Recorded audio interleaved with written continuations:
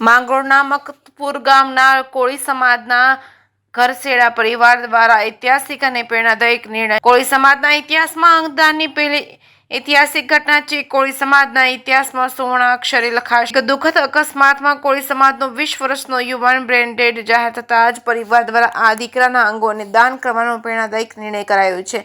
જૂનાગઢ જિલ્લાના માંગરોળ તાલુકાના મકતપુર ગામના કોળી રમેશભાઈ બાબુભાઈ તથા હંસાબેન રમેશભાઈના 20 વર્ષના લાડકવાયા અને આશાસ્પદ સુપુત્ર ભાર્ગવ રમેશભાઈ ઘરસેડા તારીખ 8/10/2025 રોજ રાત્રિના સમયે બાઇક લઈને વેરાવળ જતા હતા. તે દરમિયાન રાત્રિના 12:30 વાગ્યે કીડી વાવ ગામ પાસે બાઇકનો ગંભીર અકસ્માત સર્જાયો હતો. ભાર્ગવભાઈને તાત્કાલિક Junagadh Madhuram Timbawadi bus stop, road, star palace complex ખાતે આવેલા કેર પ્લસ હોસ્પિટલ એન્ડ આઈસીયુના ડોક્ટર જીલકુમાર બાલસની હોસ્પિટલમાં દાખલ કરવામાં આવ્યા હતા, જ્યાં સારવાર દરમિયાન ભાર્ગવભાઈ બ્રેન ડેડ જાહેર થતા પરિવાર શોકમાં ડૂબી ગયો હતો. દુઃખદ ઘટના બાદ ભાર્ગવના મામા અશોકભાઈની પહેલ છે કે જેમણે ઘરેસરા પરિવારને સમજાવ્યા કે આપણો દીકરો તો હવે નથી રહ્યો, પણ દીકરાના અંગદાનથી બીજી અનેક જિંદગીઓને નવું જીવન મળી શકે છે. અને મામા દ્વારા પરિવારને અંગદાન વિશે માહિતી આપવામાં આવી હતી, જેથી ભાર્ગવભાઈના માતા પિતા તથા મોટા બાપુ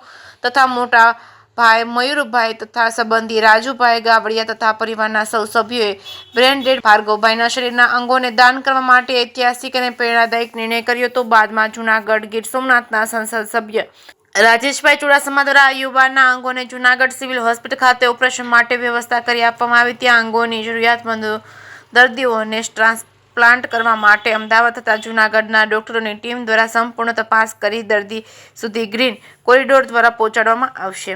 જે કે ગુજરાતી સાથે વિનુ મેસવાણીયા, માંગરોળ.